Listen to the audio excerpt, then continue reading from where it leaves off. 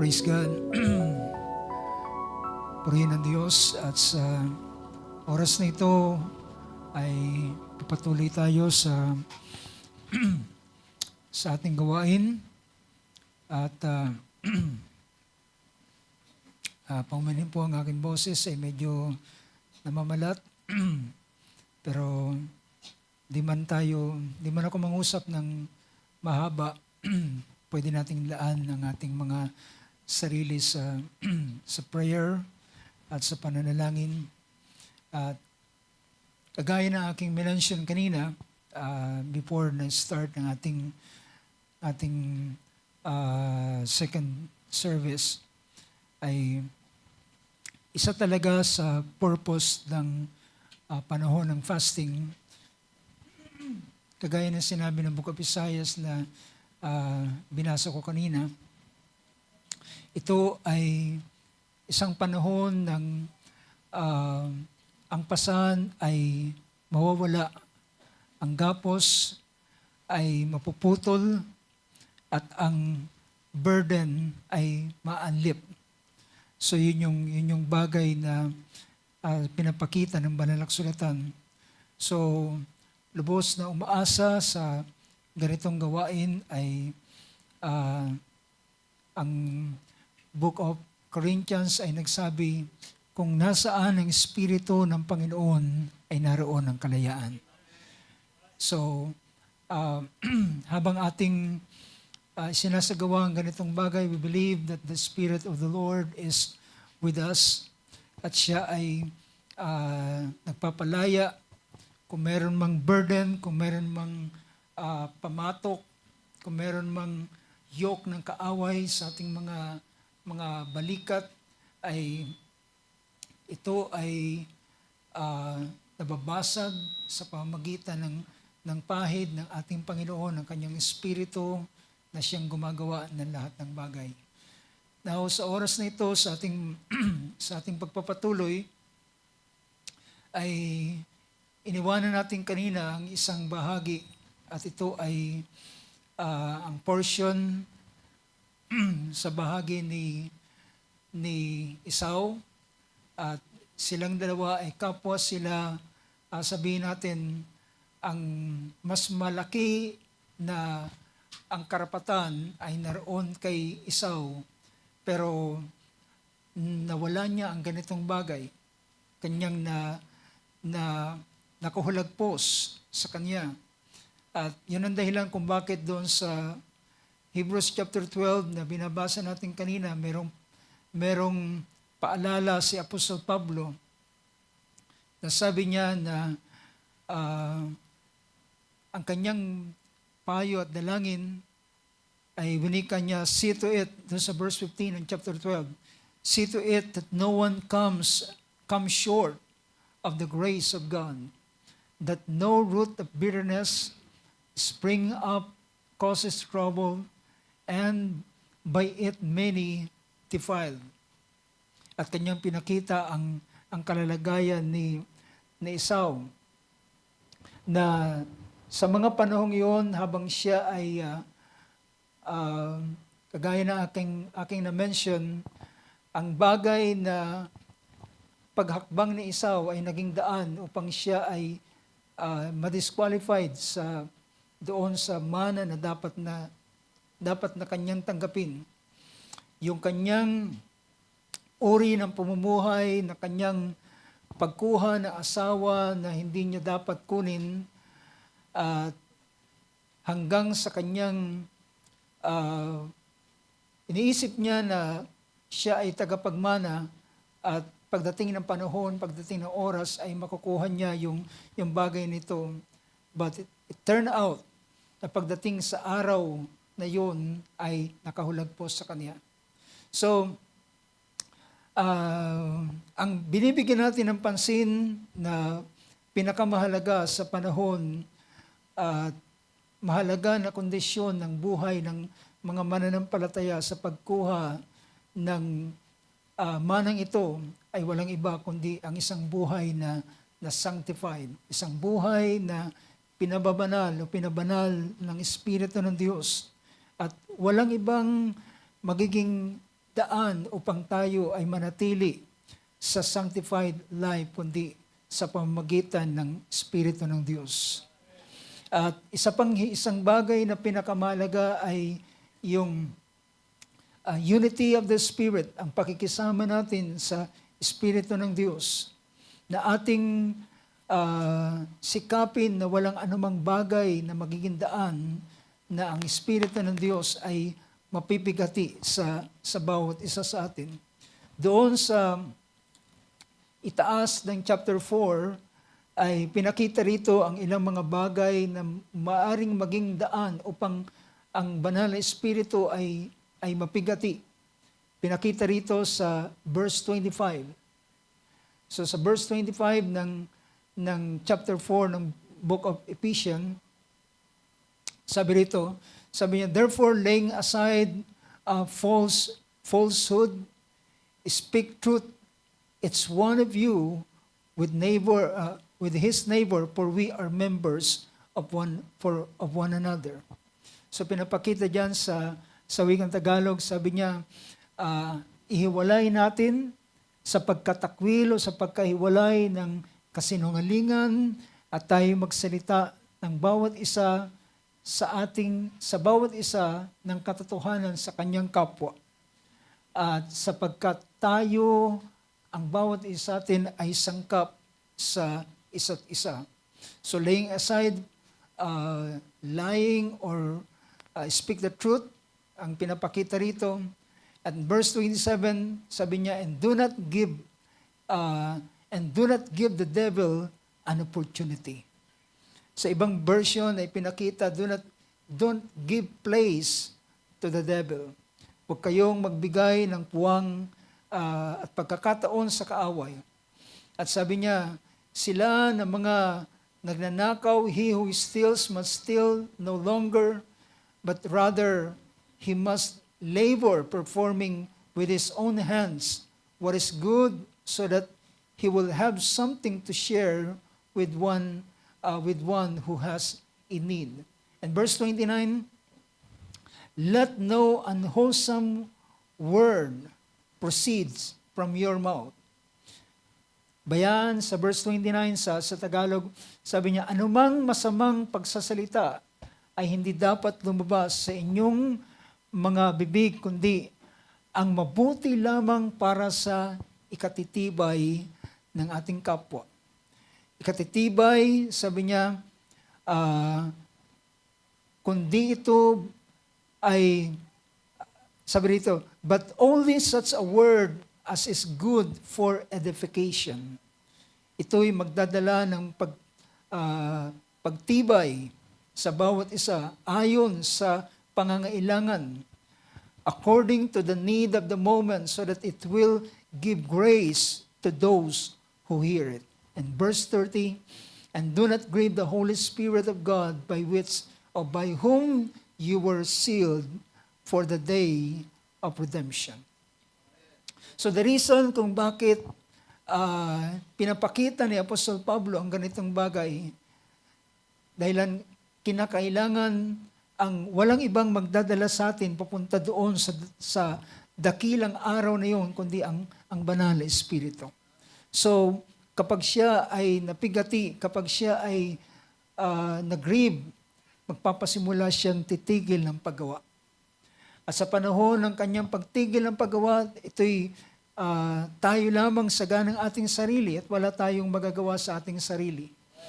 Kaya sabi rito, do not grieve the Holy Spirit. And verse 31, let all bitterness and wrath and anger and clamor and slander be put away. So sabi niya, lahat ng kapaitan, pait, galit, puot, pag-aaway, paninirang puri, ay inyong alisin, pati lahat ng kasamaan. And verse 32, sabi niya, at maging be kind to one another, maging mabait kayo sa isa't isa, mga mahabagin, mapagpatawad sa isa't isa, gaya ng pagpapatawad sa inyo ng Diyos kay Kristo Jesus. Well, ang lahat ng ito ay isang napakainam na bagay, especially yung bandang huli, na pinakita rito na sabi niya na ang bawat isa ay maging mabuti sa bawat isa at mahabagin o malambot ang ating mga puso, tender-hearted, and forgiving each other just as God in Christ also has forgiven you. Well, alam niyo ba mga kapatid, kung meron man tayo na pwede tayong maging katulad sa ating Panginoon, ay sa isang kalalagayan at ito ay ang sa paraan ng pagpapatawad. Dahil yan yung isang bagay na makikita natin. Kung paano pinakita ng Book of Matthew na sabi niya, be ye perfect therefore, even as your Father which is in heaven is perfect. So kung meron mang katulad ng pagpapatawad na ginagawa, na isasagawa ay katulad ng pagpapatawad ng ating Panginoon. Now, gusto kong tingnan ng isang bagay, mga kapatid. Dahilan dito sa isang pangyayari sa Book of Acts. Sa panahon ng dalawin ng Diyos ang lugar ng Samaria at ibuhos ng Panginoon ang mga salita ng Diyos ay dumating sa kanila sa pamamagitan ng pangangaral ni Philip. At habang siya ay naroon, then makikita natin kung gaano kalaking ang paggawa ng Diyos, ang revival na nangyari sa lugar ng Samaria. At ang mga nakatala doon, dito sa verse 6, ay the crowds with one accord, sa verse 4 ng chapter 8 ng Book of Acts. Therefore, those who had been scattered went about preaching the word. So habang ang purpose ng Diyos, ng persecution, ay maaaring sa panig ng mga apostol, sa panig ng mga alagad, ay hindi ito mainam. Ngunit, ang bagay pa lang ito is for the purpose ng pag-spread ng gospel. So, kung paano ang Diyos ay dahilan sa lugar ng Babel ay ang gusto nila ay mag-isa lamang sila at manatili sila sa isang lugar na yun, kundi ang ginawa ng Diyos ay ginulo sila upang sila ay mangalat sa iba't ibang mga dako ng lupa. So, for the purpose na ang Diyos ay sa katuparan niya, yung layunin na sinabi ng Panginoon, you will be my witnesses from Jerusalem to Judea, to Samaria, Judea, and to the uttermost part of the earth. So, nangyari ang ganitong bagay ay, siyempre, dati nung una, naroon lamang sila, nakakontain lamang sila sa Jerusalem. But because of the persecution, dahilan sa persecution ay naging daan upang sila ay mangalat sa iba't ibang lugar. Pero habang sila ay nangangalat, ay hindi para sila ay manlamig sa kanilang pananampalataya because of the persecution, kundi sa kabila na sila nangalat, ang kanilang ginawa ay dala-dala nila ang salita ng Diyos. Yun ang magandang bagay, mga kapatid. Hindi sila umalis sa Jerusalem na tumakas sa persecution at pumunta sa ibang lugar at namuhay na lamang ng tahimik doon. Kundi pagdating nila sa ibang lugar, ay sabi rito, they were scattered, but they went about preaching the word. Ipinapangaral nila ang salita ng ating Panginoon. So, at naniniwala ko ito ay sanhi ng apoy na inilagay ng Panginoon sa buhay ng bawat mananampalataya na hindi kayang patayin. Ito yung sinabi ng ating Panginoon na your sorrow will turn into joy. Ang inyong kalungkutan, kabagabagan, kalungkutan ay ipipihit ito sa kagalakan, at ang kagalakan yan ay walang sino man ang kayang mag-alis nito sa inyo. Well, I pray to God na ito Ito po yung gawa ng banal na Espiritu sa buhay ng mga mananampalataya na hindi kayang alisin ang lahat, ang anumang kagalakan. Ang kagalakan na naroon sa kanila ay hindi kayang patayin ang persecution. Hindi kayang patayin ang problema, hindi kayang patayin ng pag-uusig, hindi kayang patayin ang mga pagtuya ng mga tao. But the more na ganito yung nangyayari ay para lamang ayon sa isang description ng isang mangaral, sabi niya, para lamang sila na baga na kumalat na habang inihipan ng hangin ay lalong nakakapagsindi pa ng apoy sa iba. So parang wildfire na habang ang hangin ay umiihip ay lalong lumalagablab. So yun ang gawa ng Espiritu ng ating Panginoon. Naniniwala ba tayo doon, mga kapatid? So what we need sa huling maaraw nito is the fire of the Holy Spirit. The fire of the Holy Spirit will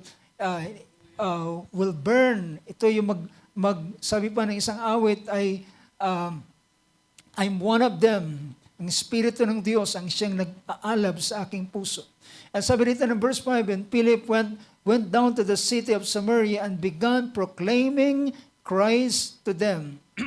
The crowds with one accord were giving attention to what was said by Philip. So nakinig sila kay Felipe at sabi dito, and they heard and saw the signs which he was performing. Nakita nila ang signs na ito, ang gawa ng Panginoon na kanilang na ginagawa sa pamamagitan ng kamay o ng paggawang ito sa buhay ng lingkod ng Diyos. Now, alam niyo ba, ito ay isa sa masabi kong mana na ibibigay o makukuha ng bawat mga anak ng Diyos, mga mananampalataya, na mga heir. At isa sa manang ito ay walang iba kundi ang kapangyarihan ng ating Panginoon. Ang kapangyarihan ng Diyos. Well, pag pinag-usapan, mga kapatid, ang sinasabi natin ang kapatawaran ng ating kaligtasan, ng ating kasalanan at ang ating kaligtasan, itong lahat ay kusang ibinibigay sa bawat isa sa atin. Ito'y libre na ating tinatanggap. But when it comes to this kind of inheritance, ito ay kinakailangan natin kunin. Kinakailangan nating i-obtain. You know, ang pinaka-types and shadow na pinapakita dito ay yung pagpopossess nila ng land, di ba? Pagpasok nila doon sa promised land, ay hindi sila uupo roon na wala silang ginagawa. Kinakailangan nilang bumangon, kinakailangan nilang makapagbaka, kinakailangan nilang i-possess, kinakailangan nilang angkinin ang mga lupain na ibinigay ng Panginoon sa kanila. So, every inch, every square foot, sabi ng Panginoon kay Josue, every square foot na ibinigay na ng Panginoon sa kanila, pero ito ay kanilang ipaglalaban. Ito ay kanilang ipaglalaban, ang manang ito na ibinigay ng Panginoon sa kanila. So ang paglabas sa paglabas sa Egypt ay ito ay paggawa ng Panginoon sa kanila at ang Panginoon ang nangunguna sa kanila. But nang sila ay makarating doon sa lupain, kinakailangan nilang makipagbaka.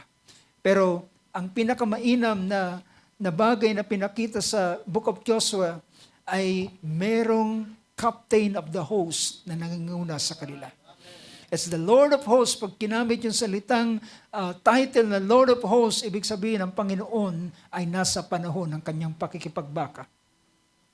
So matapos na ang buong Samaria dito ay nasa kanilang lubos na kagalakan.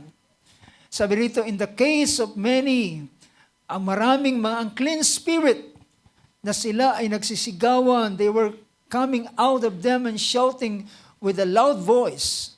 Nagsisumisigaw yung mga demon spirit at nagsisipag-alisan doon sa mga tao sa lugar ng Samaria. At maraming, sabi ng verse 7, at maraming mga paralyzed, mga lame, mga taong paralitiko, paralyzed person, at mga taong lumpo na mga pinagaling, at ang buong Samaria ay nagkaroon ng isang malaking kagalakan. Malaking kasiyahan dahilan may kita natin kung paano ibinagsak ang kapangyarihan ng kaaway, paano ang kaharian ng Diyos ay nakapasok sa kanila, nakarating sa kanila at ibinagsak ang kaharian ng kaaway. At ang mga tao ron ay nangabautismuhan sa pangalan ng ating Panginoon. At pinakita nang sila'y mabautismuhan and then nang mabalitaan ng Jerusalem na ang lugar ng Samaria ay dinalaw ng biyaya ng Panginoon. So pinakita rito, kung ating tutuloy sa verse 9, merong isang lalaki doon na si Simon na dati siyang nagpa-practice ng magic. At ang mga tao ay namamangha sa kanya at ang isip nila ay ang taong ito ay merong kung anong klaseng kapangyarihan naggaling sa Diyos. Pero yun ay demonic. At sila ay mula sa maliit, sabi rito, mula sa maliit hanggang sa pinakamalaki ay nagbigay sila ng pansin sa lalaking ito na sabi niya, this man is what is called the great power of God. Tinatawag siya na merong nasa kanya ang kapangyarihan ng Diyos, but it is not the power of God. Alam natin, hindi yun kapangyarihan ng Diyos, kundi ito ay kapangyarihan ng kadiliman, isang counterfeit na kapangyarihan. At nagbigay sila ng atensyon, at kahit man ang lalaking ito ay naniwala at sumampalataya sa pangangaral ni Felipe. In verse 12, but when they believed Philip preaching the good news about the kingdom of God and the name of Jesus Christ, they were being baptized, men and women alike. Sila ay mga nagabautismuhan nang ipinangaral ang kaharian ng Diyos at ang pangalan ng ating Panginoon ay nakita at nasaksihan ng ganitong mga bagay na pangyayari. So may kita natin na sa kaharian ng Diyos ay yung pagsakop na ginawa ng kaharian ng Diyos dito sa lugar ng Samaria. At ang pangalan ng ating Panginoon ay naging makapangyarihan upang ang mga may karamdaman at may sakit doon ay sila ay gumaling sa kanilang karamdaman. So, at nang dumating ang mga apostol doon, si Juan at si Pedro, naggaling sa Jerusalem at kanilang nabalitaan ng salita ng Diyos ay tinanggap nila, nagsiparoon ang dalawang apostol na ito. At ang pagdating niya doon sa verse 15, who came down and prayed for them that they might receive the Holy Spirit. At nang pinatong nila ang kanilang kamay upang tanggapin ang Espiritu, ay sapagkat hindi pa sila na tumatanggap ng Espiritu, sila'y nabautismuhan lamang sa pangalan ng ating Panginoon. And they began, verse 17, then they began laying their hands on them and they were receiving the Holy Spirit. Bawat isa na pinapatungan ng kamay ay tinatanggap nila ang Espiritu Santo. Nang makita ito ni Simeon na sorcerer, sabi dito, verse 18, now when Simon saw that the Spirit was bestowed through the laying on of the apostles' hands, he offered them money. Nag-offer siya ng salapi. At sabi ni Simon, sabi niya, itong salapi, bigyan mo rin ako ng kapangyarihan na iyong ginagawa na kung sino man ang aking patungan ng kamay ay tatanggapin nila ang Espiritu sa kanila. So sabi rito, Now when Simon saw that the Spirit was bestowed through the laying on of the apostles' hands, he offered them money. Verse 19, saying, Give this authority to me as well. Give this authority to me as well, so that everyone on whom I lay my hands may receive the Holy Spirit. Yun yung kanyang gustong mangyari. Bigyan ako ng ganitong authority. Bigyan ako ng ganitong kapamahalaan. Na sino man ang aking patungan ng kamay, tatanggapin nilang Espiritu Santo. Verse 20, But Peter said to him, May your silver perish with you, because you thought you could obtain the gift with money. Sabi niya, ang pilak mo ay mapapahamak na kasama mo, sapagkat iniisip mo na ang kaloob ng Diyos, this is, ang Espiritu Santo ay kaloob. At sabi niya, obtain the gift of God with money. And verse 21, sabi rito, you have no part or portion in this matter, for your heart is not right before God. Wala kang bahagi ni anuman sa bagay nito, sapagkat ang iyong puso ay hindi tama sa harapan ng Diyos. So makikita natin na ang ang mahalaga sa pag-angkin ng manang ito, at isa sa mana na ating binibigyan ng pansin na pinapakita rito is the authority. The authority. Alam niyo ba ang sabi ng ating Panginoon sa kanyang pangungusap sa Book of John chapter 12 verse 14 ay pinakita ng ating Panginoon ang ganitong pangungusap. Chapter 12 verse sa kanyang 14 verse 12 I should say. Wika ng ating Panginoon, Truly, truly I say to you, he who believes in me, the works that I do, he will do also. And greater works than this, he will do because I go to the Father.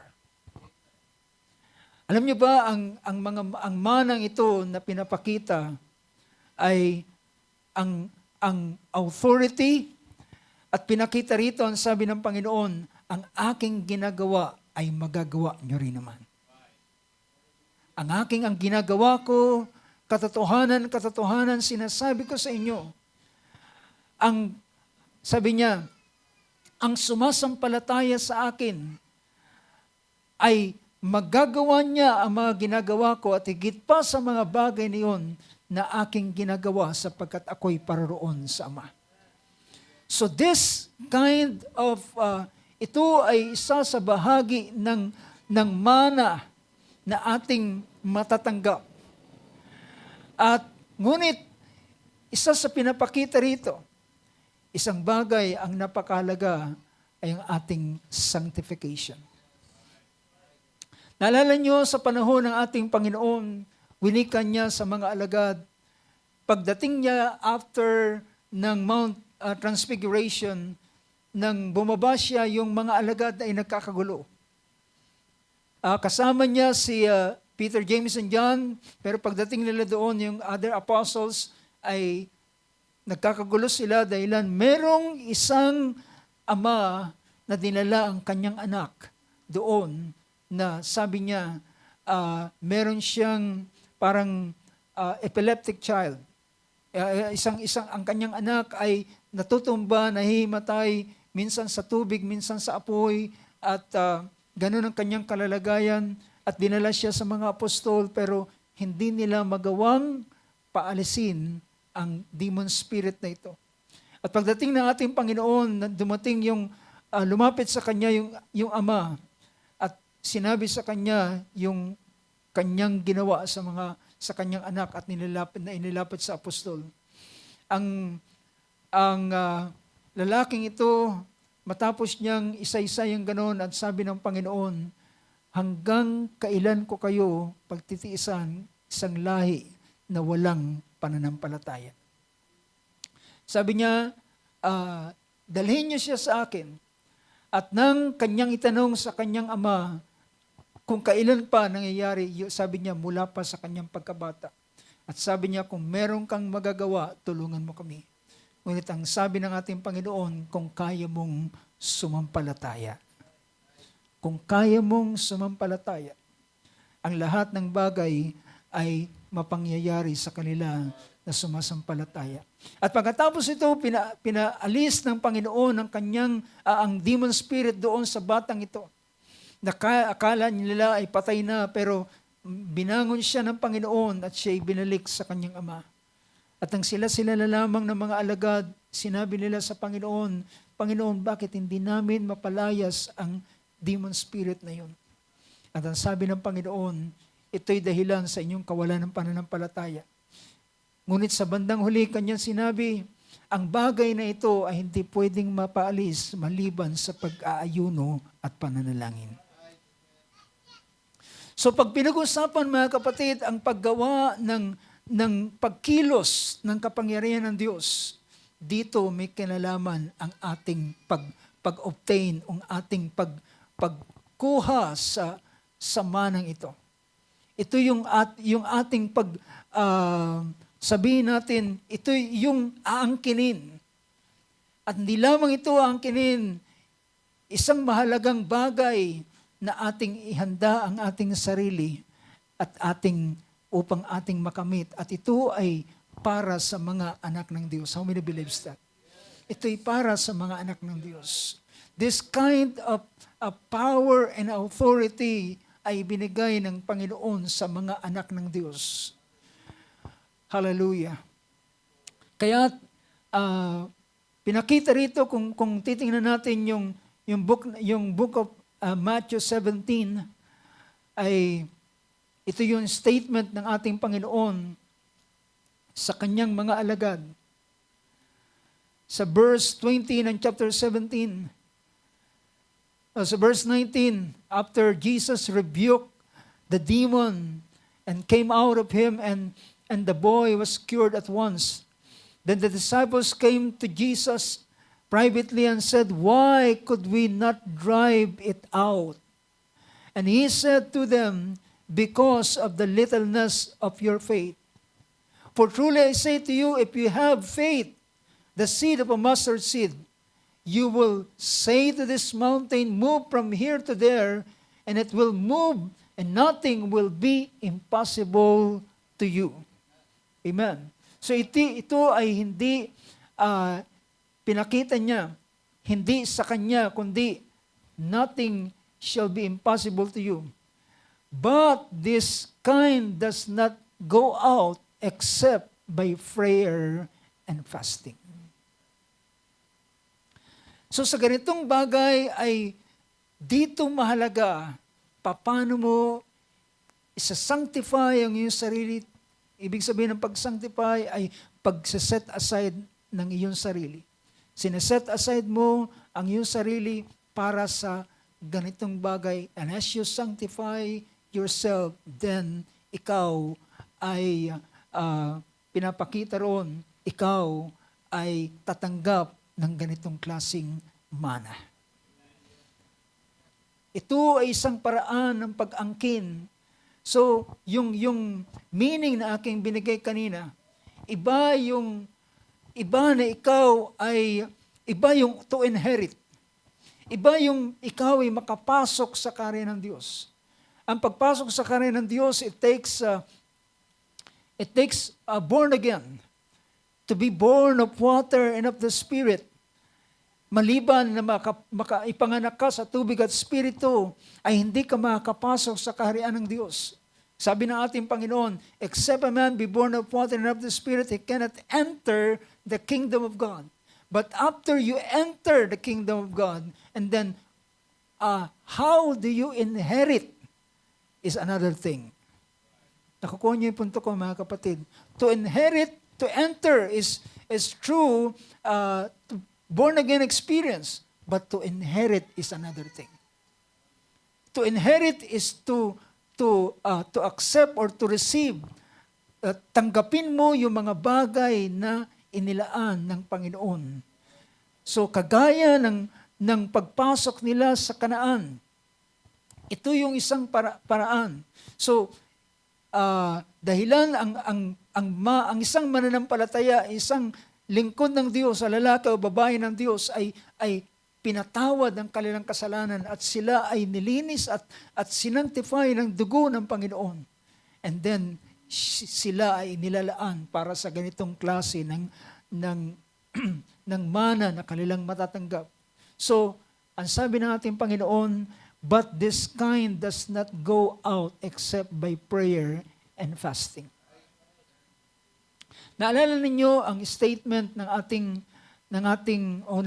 banal na kasulatan? Anong dahilan bakit ang ating Panginoon ay pumunta sa wilderness at tag-ayuno? Mapapansin ninyo, after the baptism of the Holy Spirit, after the baptism in water sa Jordan River, ay ang Espiritu ng Diyos ay nanaog sa Kanya. At ito ay nanahan sa Kanya. Datapwat, ang nakakapagtaka, nasa Kanya na ang Espiritu. Bakit kinakailangan pa niya na mag-ayuno? Bakit kinakailangan pa niya pumunta doon sa wilderness upang mag-fasting for 40 days and 40 nights? At habang siya ay naroon, pero brothers and sisters, tingnan ninyo ang verse na ito. Puntahan natin ang Luke chapter 4. Luke chapter 4, verse 9. And he led, so ito'y part na ng temptation.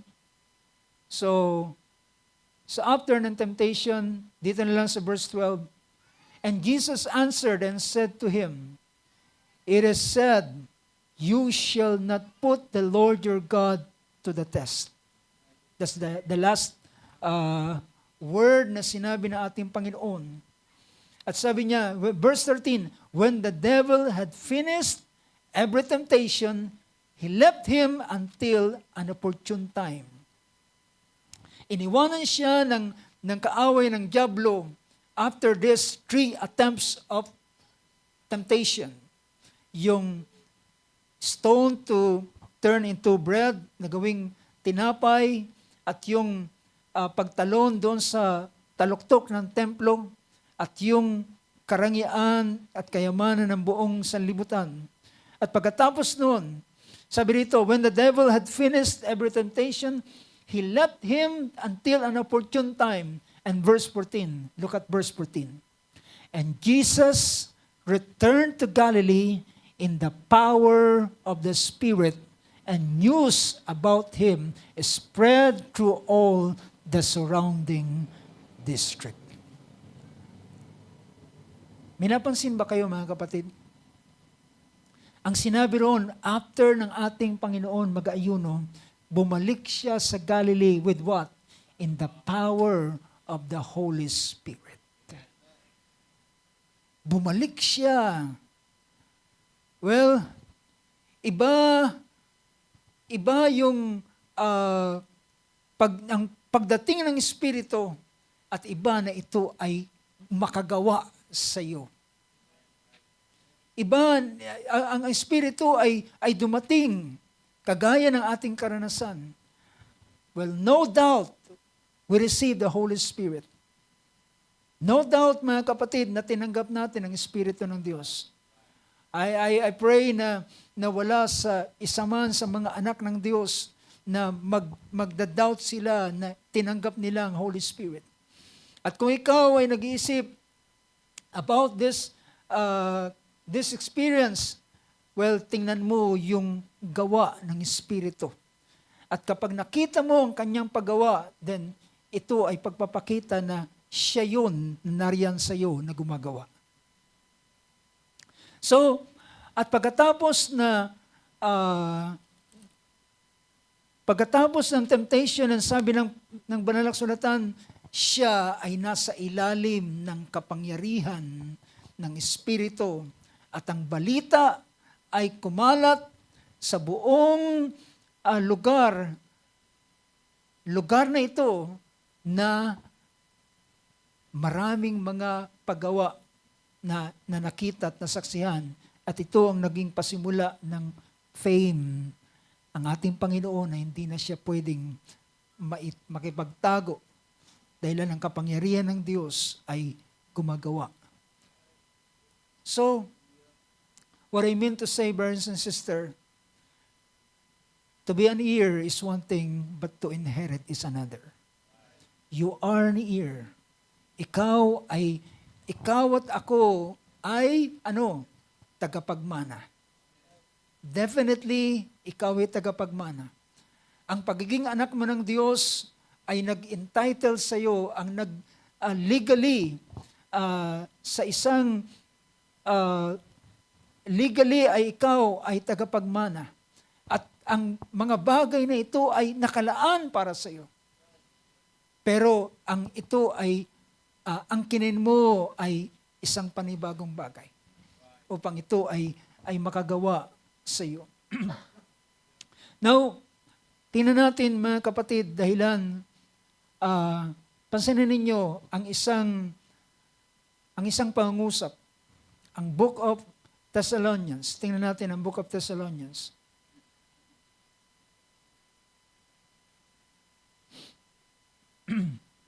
Ang Book of Thessalonians.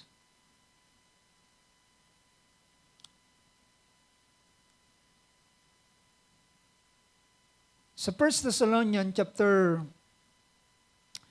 4, verse 1 to verse 8. So pinapakita rito, sabi niya, finally then, brethren, verse 1, we request and exhort you in the Lord Jesus that you receive from us instruction as how you ought to walk and please God. Alam niyo ba na napakahalaga sa buhay natin ang ating paglakad at ang pagbibigay natin ng lugod sa Panginoon. Naalala ninyo na before Isaac, na ibigay niya ang blessing kay Esau, sabi niya, anak, pumunta ka muna doon sa pangangaso. Ipaghuli mo ako ng isang paborito kong hayop at iluto mo para sa akin upang ang aking puso ay masihan, upang ang pagpapala ay maibigay ko sa iyo. Do you get the idea, mga kapatid? Na ang kinakailangan si Isaac ay masiyahan at habang nasisiyahan siya, then ipopronounce niya ang blessing. Diba? So dito sa verse na ito ay pinapakita, we request and exhort you in the Lord. So yung salitang pangungusap na ito ni Paul sa Thessalonians, aking hinihiling, we request and exhort you in the Lord Jesus. Dahilan ginagamit niya yung we, dahilan kasama ng ilang mga manggagawa at mga mananampalataya. We request and exhort you in the Lord Jesus that as you receive from us instruction as to how you ought to walk and please God, just as you actually do walk, that you excel is still more. Sabi niya, kagaya ng mga, tingnan natin sa Tagalog, sabi niya, katapos-tapusan nga mga kapatid, kayo aming ipinamamanhikan, inihimok, inaaralan sa Panginoong Hesus, na ayon sa tinanggap ninyo sa amin, na kung paano kayo dapat magsilakad at magbigay lugod sa Panginoon. So, si Paul ay nagbibigay sila based on his sa mga sulat niya, ay nagbibigay siya ng instruction paano sila lalakad sa Panginoon, lalakad sa buhay na ito, at magbibigay ng kaluguran ng lugod sa Diyos, na gaya ng inyong paglakad, na gaya ng inyong pagsunod at paglakad, upang kayo'y magsipanagana ng higit at higit pa. So, ang mga mananampalataya ay hindi dapat silang masiyahan sa isang kalalagayan lamang. Hindi sila masiyahan na sila ay, thank God, nakakadalaw tayo ng gawain, nakakaparoon tayo bawat services, but there is much more. Meron pang higit sa bagay na yan. Meron pang higit sa ating pagdalo sa gawain. Meron pang higit sa pakikinig natin sa salita ng Diyos. Meron pang higit sa bagay na tayo ay pinapapala sa mga salita ng Diyos na ating napapakinggan. Pero hindi lamang ito para tayo mag-imbak lamang doon sa loob natin. Kundi, isa sa bagay ay yung sabi ni Paul dito, na sabi niya, as you actually walk, that you excel still more. That we excel still more. Na tayo ay managana pa ng higit at higit pa. Are you content with what you have now? Hindi tayo dapat makontento sa meron tayo dahil napakalaking bagay na inilaan pa ng ating Panginoon para sa bawat isa sa atin.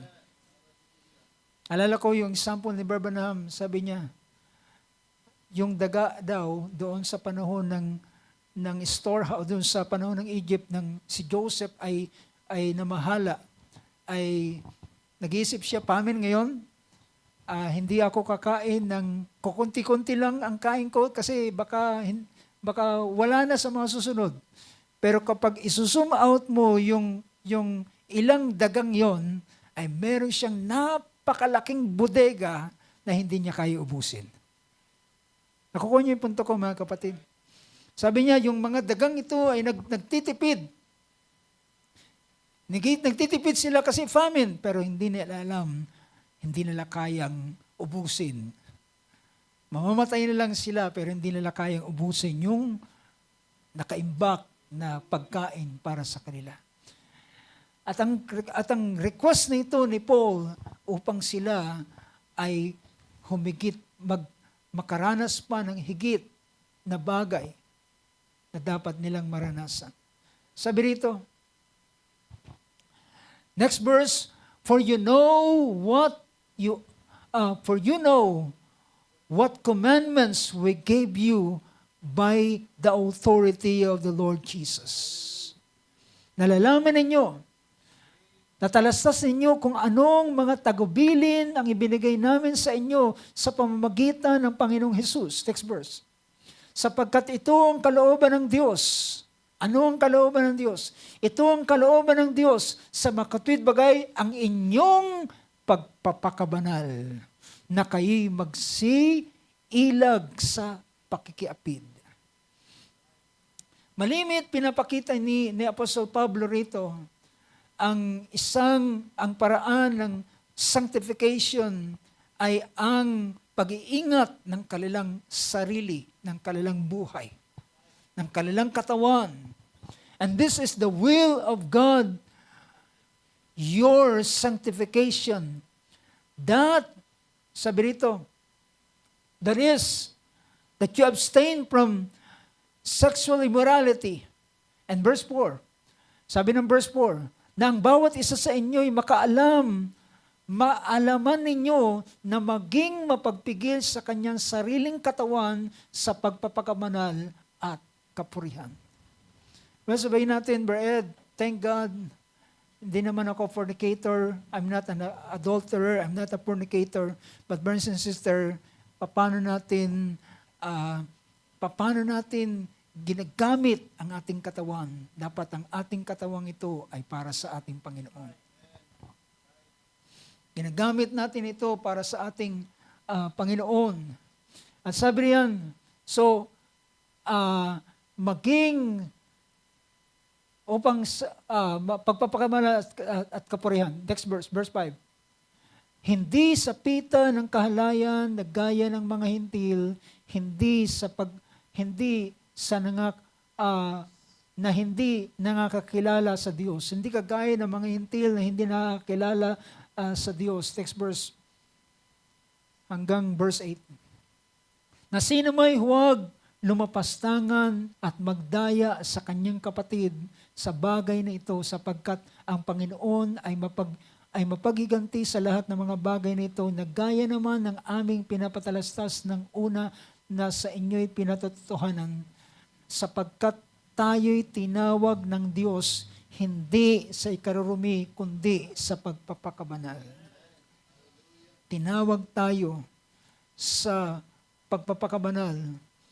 At sabi pa rito ng sumunod na verse, kaya ang pagtatakwil, sabi niya, ang nagtatakwil, hindi ang tao ang tinatakwil, kundi ang Diyos na nagbibigay sa inyo ng kanyang Espiritu Santo. Sa pang-verse dito sa 2 Thessalonians chapter 2 verse 13 to 14. Sabi ng, ngunit kami ay nararapat magpasalamat sa Diyos dahil sa inyo mga kapatid na minamahal ng Panginoon, sa pagkahirang sa inyo ng Diyos, buhat ng pasimula sa ikaliligtas, sa pagpapabanal ng Espiritu at pananampalataya sa katotohanan. Pansinin ninyo, saan tayo pinili? Tayo hinirang buhat pa ng pasimula para sa kaliligtas, for salvation, and a true sanctification of the Spirit. Ang pagpapabanal ng Espiritu sa pananampalataya, sa katotohanan. And next verse 14, sa kalagayang ito'y tinawag niya kayo sa pamamagitan ng aming ebanghelyo upang magkamit ng kaluwalhatian ng ating Panginoong Hesukristo. What is that inheritance? Ano yung inheritance na yan? Ang kaluwalhatian ng ating Panginoong Hesukristo. It's the glory. Sabi diyan, the glory of our Lord Jesus Christ. The glory of our Lord Jesus Christ. Dito tayo tinawag, sabi ng banal na kasulatan, upang tayo ay maging mga banal. At sa ganitong bagay, meron ako isang verse na gustong makita.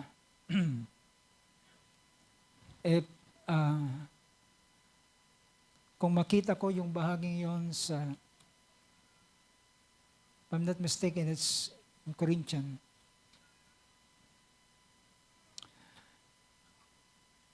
Merong isang verse doon na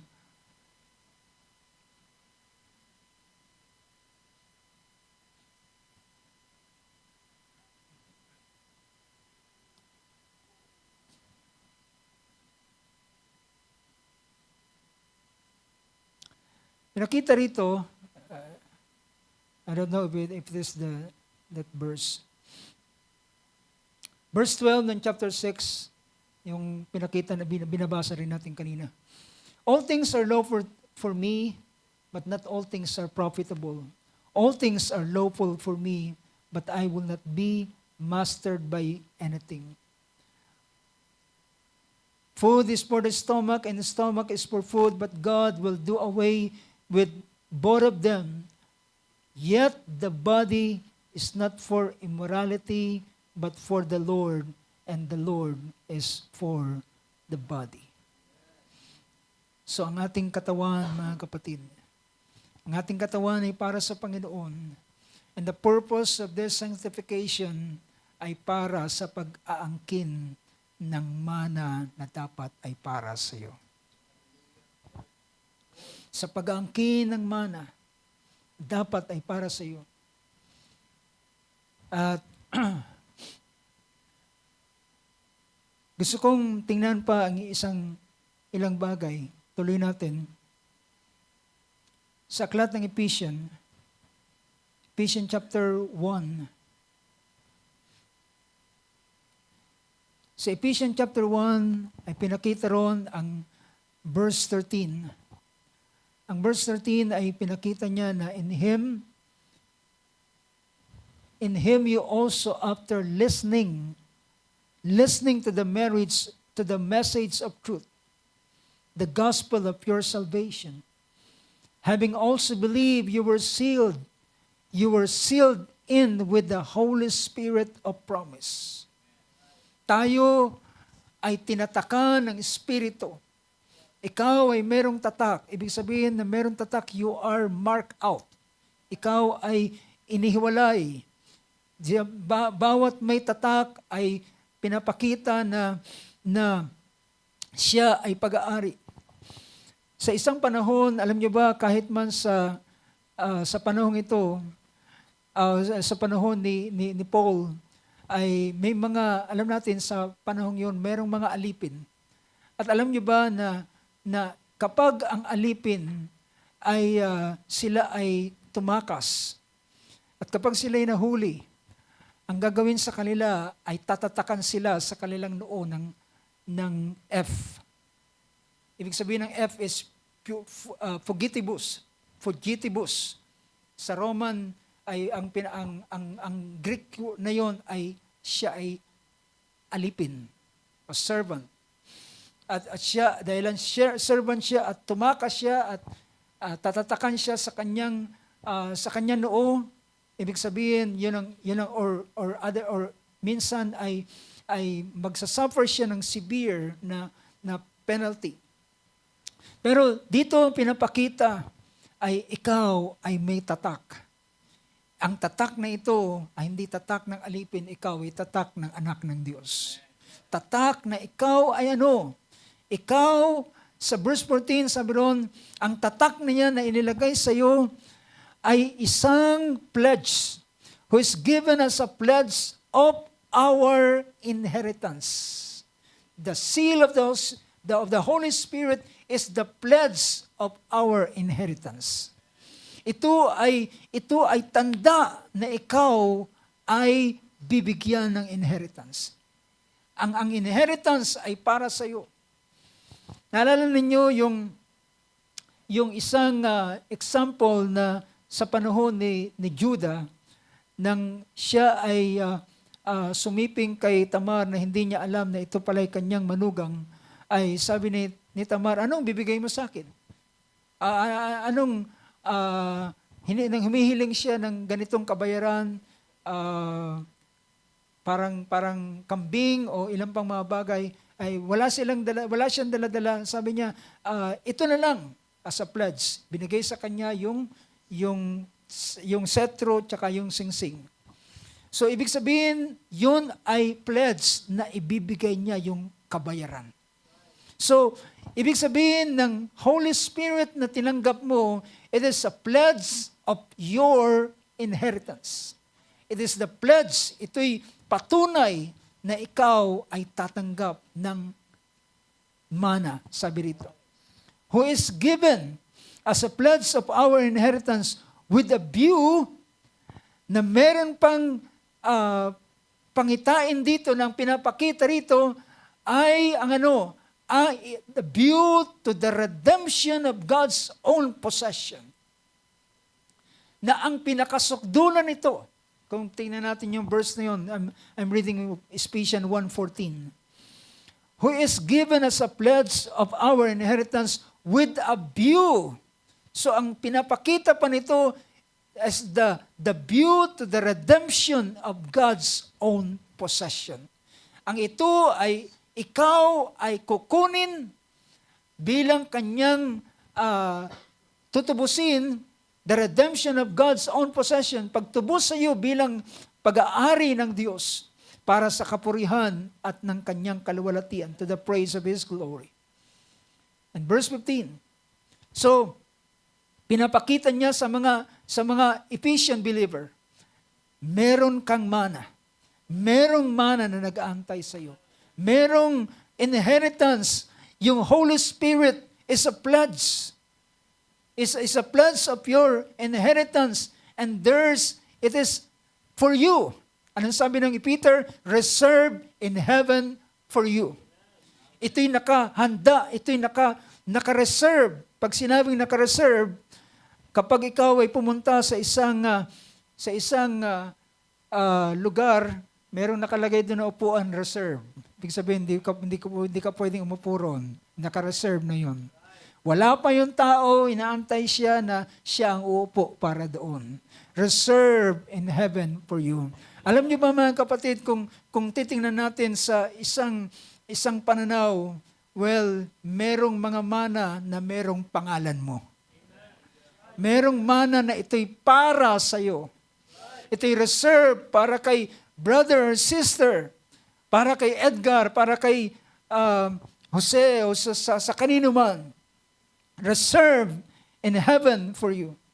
So, who has given us a pledge of inheritance with a view to the redemption of God's own possession. So, it's not just, dahilan ito ay, sabi pa ng isang version, ito ay down payment. The Holy Spirit is a down payment. The Holy Spirit is a guarantee. Guarantee na meron siyang ibibigay. Verse 15. Sabi ni Paul sa verse 15, for this reason, I too, having heard the faith in the Lord Jesus, which exists among you, and your love for all the saints. Nang marinig ko ang ganitong bagay na nasa inyo, ay hindi ako tumigil ng pananalangin. Do not cease giving thanks for you while making mention of you in my prayers. Na si Paul ay patuloy niyang dinadalangin ang mga mananampalataya ng Epeso dahilan sa mga bagay na nabalitaan niya ng kanyang prayer na minimension sila sa verse 17, that the God of our Lord Jesus Christ, the Father of glory, may give to you a spirit of wisdom and of revelation. Nabigyan niya kayo ng espiritu ng karunungan at ng kapahayagan at ng unawa sa Kanya. Well, iba mga kapatid kapag naintindihan mo ang isang bagay. Kapag ikaw, alam nyo, tayo minsan bago tayo bumili ng isang gadget na nanonood tayo ng reviews. At kapag nakita natin sa reviews, ganda nung yun Ganda nung gadget na yun, ganda nung bagay na yun. So, ito yung knowledge mo sa bagay na yun ang nag-inspire sa'yo na gusto mong makuha ang bagay na yun. Is that so? At alam nyo, kapag ang dalangin ni Apostol Pablo ay mabuksan ang ating mga mata at ang ating magkaroon tayo ng kapahayagan at kaunawaan sa bagay na inihanda ng Panginoon. At kapag inyong naintindihan, hallelujah, matutulad tayo doon sa isang merchant, sa isang treasure, naghanap ng treasure, at nang makita niya ang treasure doon sa isang lupa, ang kanyang ginawa, binenta niya ang lahat ng kanyang pag-aari para lamang mabili yung lupang yun dahilan alam niya there is treasure there. Nandoon yung kayamanan na yung kayamanan na makukuha yun, kahit ibenta niya yung kanyang pag-aaring lahat, ay hindi siya lugi. Now mga kapatid, dalangin ko na ang Panginoon ay magbukas sa atin ng ating mga karunungan, ibigay ang anointing na ito, spirit of wisdom and revelation, ang kapahayagan at ang pagkakilala. And in verse 18, I pray that the eyes of your heart may be enlightened so that you will know what is the hope of His calling and what are the riches of the glory of His inheritance in the saints. Ano ang kayamanan, ano ang pag-asa ng iyong ang pag-asa ng iyong pagkatawag? Saan ka tinawag? Tinawag ka para magkamit ng mana. Tinawag tayo para magtamasa ng manang ito. Nasabi niya, ito yung pag-asa ng ating pagkatawag. Now, makita natin what is the hope of our calling. The hope of our calling and what are the riches of the glory of His inheritance in the saints. Ang kalawalatian ng kanyang mana para sa mga banal. And what? The surpassing greatness of His power toward us who believe.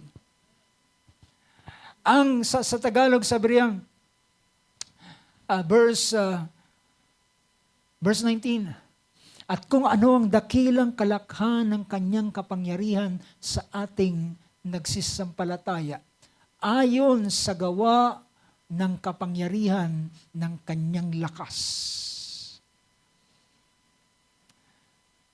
Merong isang version na ang pinapakita, the working of the strength, yung paggawa ng kanyang kapangyarihan sa loob natin. Ito yung ang banal na Espiritu. The surpassing greatness of His power toward us who believe. These are in accordance with the working of the strength of His might, which He brought about in Christ when He raised Him from the dead and seated Him at His right hand in the heavenly places. Ito ay dinala niya, ibinigay niya ng kanyang ibangon ang ating Panginoon sa mga patay at pinaupo sa kanan sa makalangit na dako. Sa kaitaasan ng lahat ng pamunuan, far above all rule and authority and power and dominion and every name that is named, not only in this age but also in the one to come. You know, what is the meaning of this? Ang pinapakita rito ay lahat ng bagay ay magagapi sa pangalan ng ating Panginoon. Walang anumang authority na tataas, na susuway sa authority na naroon sa ating Panginoon. Lahat ng kapangyarihan, kataasan, anumang klase ng dominion, they will submit to this name. Magpapasakop sila dito sa pangalang ito, sa pangalan ng ating Panginoon. It is far above all rule, authority, and power, and dominion, and every name that is named, not only in this age, but also hindi lamang sa panahong ito, kundi kahit man sa panahong darating. What kind of authority is this, mga kapatid? And this authority ay mana para sa mga anak ng Diyos. Mana para sa mga anak ng Diyos. But brothers and sisters, hallelujah, ito'y nakalaan sa bawat isa. But the question is, are we interested? Are we interested? Dahilan, if you are not interested, hindi ito bibigay sa'yo. If you are not interested on this, para kang si Esau, hindi magbibigay ng pansin. Okay lang mawala yung birthright, basta makuha niya ang pagkain. Nakita niya, ang para sa kanya, mas mahalagang pagkain, mas mahalagang kanyang tiyan, mas mahalagang kanyang nararamdaman, mas mahalaga yung moment na yun na kanyang pangailangan.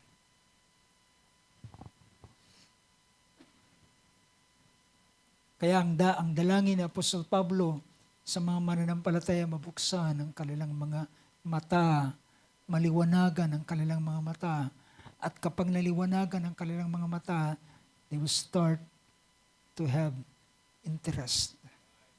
Magkakaroon sila ng interest sa bagay na ito.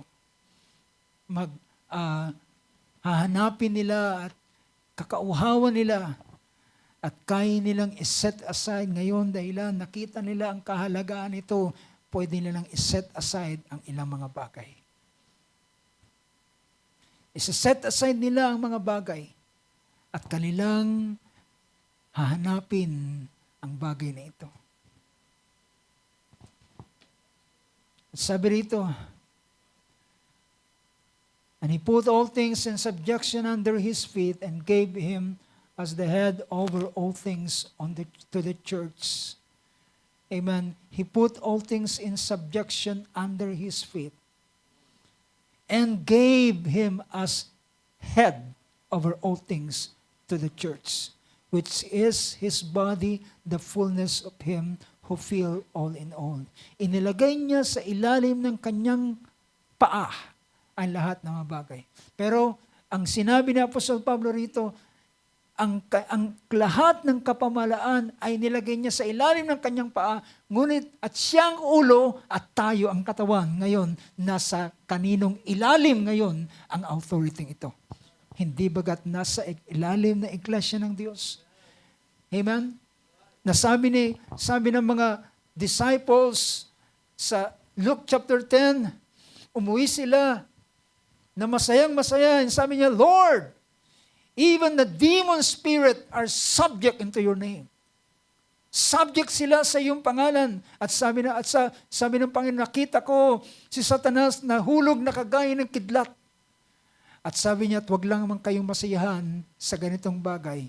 Dahilan ng mga demon spirit ay nagpapasubject sa inyo, kundi masayahan kayo that your names are written in heaven. Ibig sabihin, your names are written in heaven. Merong pinapakita, merong mana para sa iyo. Ikaw ay tagapagmana na nakaligsta doon sa langit. Ikaw ay isang tagapagmana na nakalista doon sa langit na merong manang inilaan sa iyo. And whenever na ikaw ay interested sa bagay na ito, handa mong iset aside ang iyong sarili for this manna. Praise God. Amen. Hindi ito pagkakait sa iyo dahilan yan ay para sa iyo. Hindi yan i-withhold sa iyo. He will not withhold anything good from us. Kundi ibibigay niya ito sa atin because it is for you. It is reserved for you.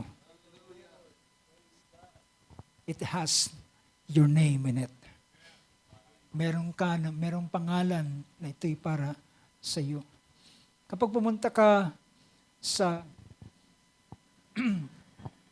isang courier at i-claim mo ang isang bagay, well, kapag pinakita mo sa kanya yung stub at pinakita mo yung tinatawag na tracking number at makikita nila, may pangalan mo ito, hindi nila pwedeng hindi ibigay sa'yo. Praise God. Now, mga kapatid, sa uling maaraw nito, I pray ang mga mananampalataya ay magpasimulang magkaroon ng interest kagaya ni Jacob. Si Jacob, wala laman ang kanyang isip. Bawat sandali ng kanyang oras, kailangan ko ng birthright. Gusto ko yung birthright. Ang problema yung birthright na kaisaw. I will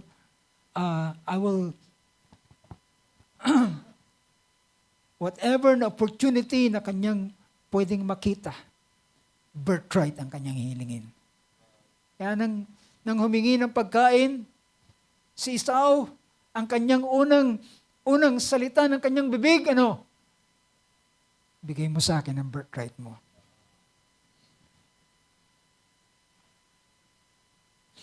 Alam niyo, sabi ng banal na kasulatan, the abundance of the heart, the mouth speaks. The abundance of the heart, the mouth speaks. Now, ito ang palatandaan, ano ang pumupuno sa iyo. Ano ang lumalabas sa iyong bibig? Ano ang pinakamahalagang bagay na gustong-gusto mo? Ito'y lalabas sa iyong bibig. Naalala ko,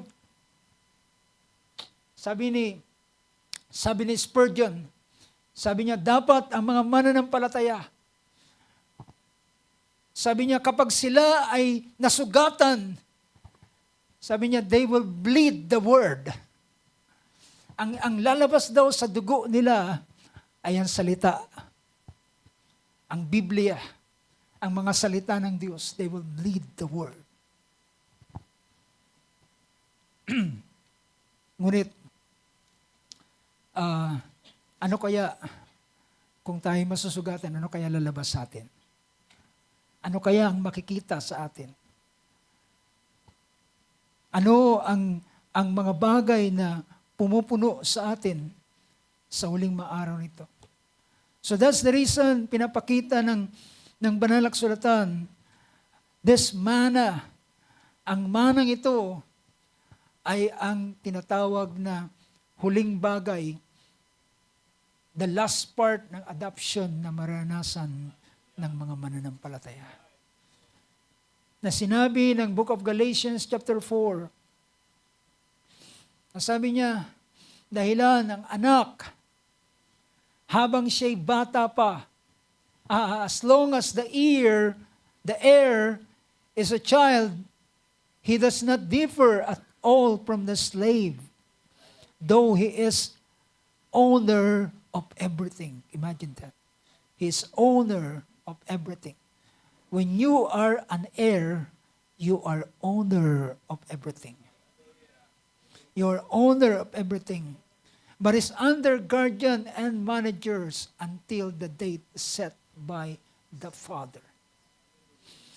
So also, ganun din naman daw tayo. So also, while we were children, we were held in bondage under the elemental things of the world. But when the fullness of the time came, when the fullness of the time came to Jesus, God sent forth His Son, born of a woman and born under the law. Nang dumating ng panahon ng pagtutubos, sinugo na niya ang kanyang bugtong na anak upang sila ay matubos, so that He might redeem those who are under the law, that we might receive the adoption as sons. And because you are sons, God has sent forth the Spirit of His Son into your hearts, crying, Abba, Father.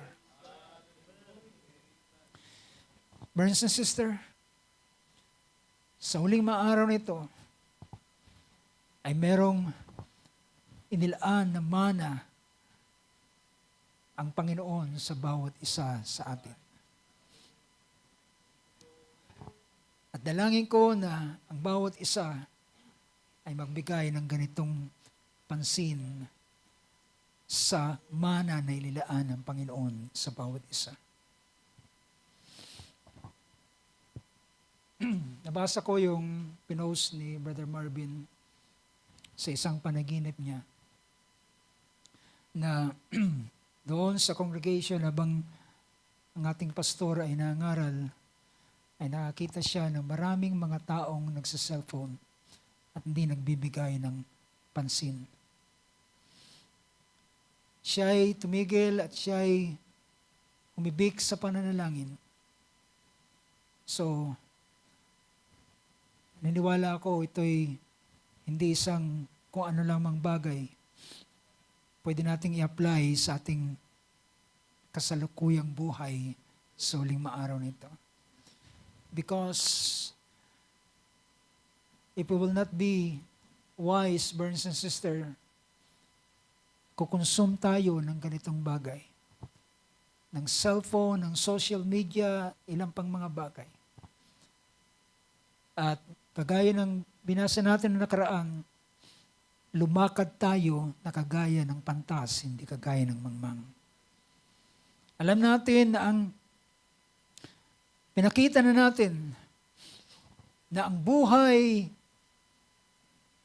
ng isang pantas at buhay ng isang mangmang ay pwede mong pamilian anong gusto mong maging buhay. Pwede kang mabuhay na isang mangmang, pwede ka ring mabuhay na isang pantas. Yan ang katotohanan na pinapakita.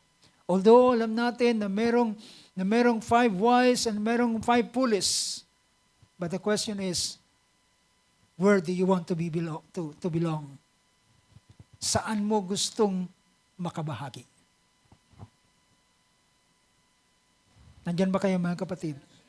Saan mo gustong makibahagi?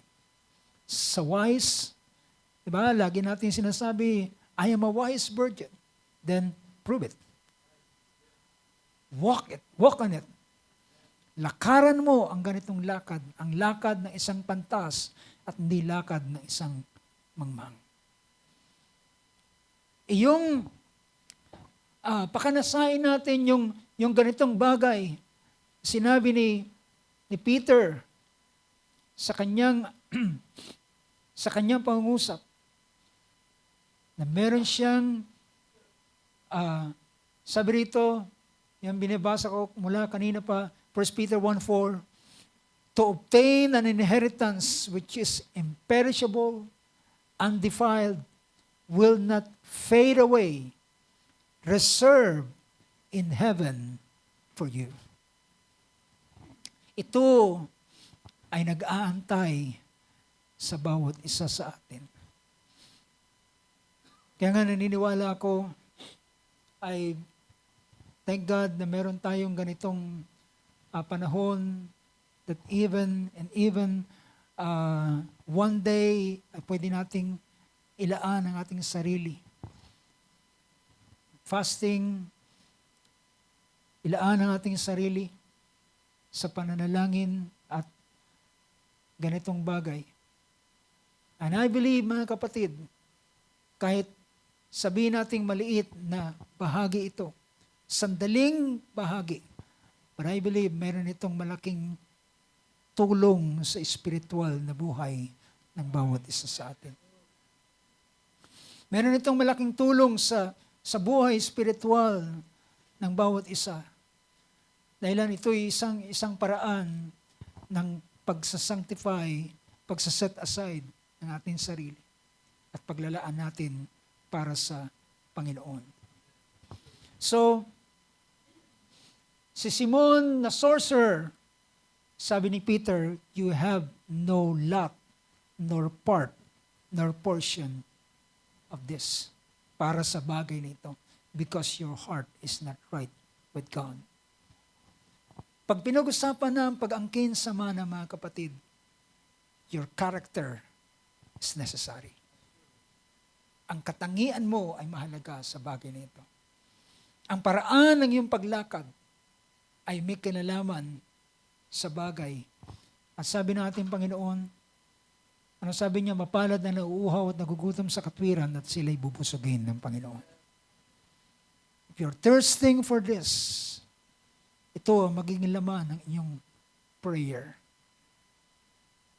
At kapag ikaw ay nauuhaw sa bagay na ito, kung dati ikaw ay hindi nakakapanalangin, then ngayon ay makakapanalangin ka praying for this. Praying for this inheritance. Na ibigay ng Panginoon ang manang ito. At ito ay hindi imposible. Ito ay nakalaan na. Nandyan na.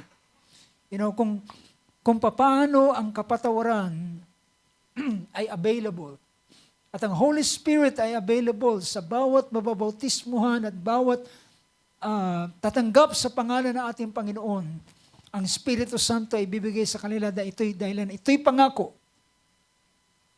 What do you think about this inheritance? It is also reserved. At kung tayo ay maghahanda ng ating sarili para sa bagay nito, I believe, ito ay ibibigay at ipapakaloob sa bawat isa sa atin. Purihin ang pangalan natin, Panginoon. Palakpakan natin Panginoon, sa oras na ito. Hallelujah. Tayo dumulog sa panalangin. Let's pray. Hallelujah. Sa iyo, aming Diyos, mapagpala namin, Panginoon, aming niyuko, Lord, ang aming mga ulo sa oras na ito, Panginoon Diyos. Lord God, pagpatawad mo ang aming mga kakulangan, ang aming pagkakilala, Panginoon. Yung sinabi sa iyong mga salita, huwag kaming maging kagaya ng mga hintil. Huwag kaming maging kagaya ng mga taong hindi nakakakilala sa Diyos. Ng kanilang routine, ng kanilang buhay ay trabaho at kumain lamang at i-pursue ang kanilang career, Panginoon. But not so, Lord God, sa mga anak mo sa uling mga araw nito. Ang iyong mga anak ay meron silang mas mataas na ambisyon na meron na inilagay mo sa kanilang puso.